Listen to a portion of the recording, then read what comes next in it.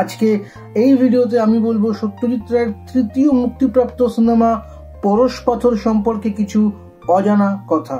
তো চলুন শুরু করি আজকের ভিডিও।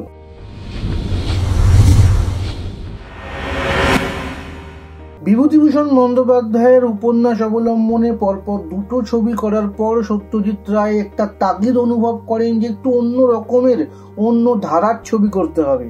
আর ঠিক সেই সময় তার হাতের সামনে আসে পরশুরাম অর্থাৎ রাজশেখর বসু রচিত ছোট গল্প।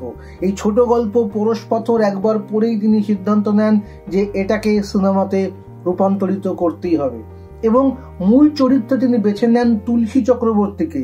তুলসী চক্রবর্তী যে এর আগে সত্যজিৎ রায়ের পথের পাঁচালী ছবিতে কাজ করেছেন, যদিও তুলসী চক্রবর্তীর আবির্ভাব কিন্তু সত্যজিৎ রায়েরও 20 বছর আগে পুনর্জন্ম ছবির মাধ্যমে। তুলসী চক্রবর্তীর সঙ্গে পরপর দুটো ছবিতে কাজ করার পর সত্যজিৎ রায় একটা মহান উক্তি দিয়েছিল।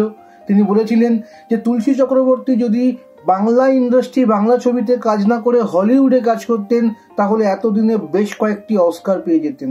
তুলসী চক্রবর্তীর কাছে এটা একটা বিশাল একটা সম্মান বলা যেতে পারে। যদিও তুলসী চক্রবর্তীকে নিয়ে কিন্তু সত্যজিৎ রায় পরবর্তীকালে আর কোনো ছবিতেই কাজ করেননি। এই ছবিতে ছবি বিশ্বাসও একটি গুরুত্বপূর্ণ চরিত্রে অভিনয় করেন। ছবি বিশ্বাসের অভিনয় দেখেও সত্যজিৎ রায় এতটাই মুগ্ধ হন যে ঠিক এর পরের ছবি জলসা ঘরে ছবি বিশ্বাসকে মেইন চরিত্রে রেখে তিনি পুরো সিনেমাটিকে সাজান।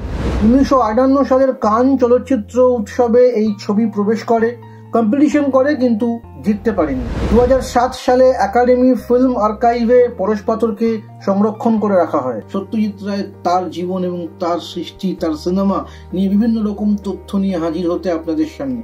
আশা করছি আপনাদের সকলের সেই ভিডিও ভালো লাগবে।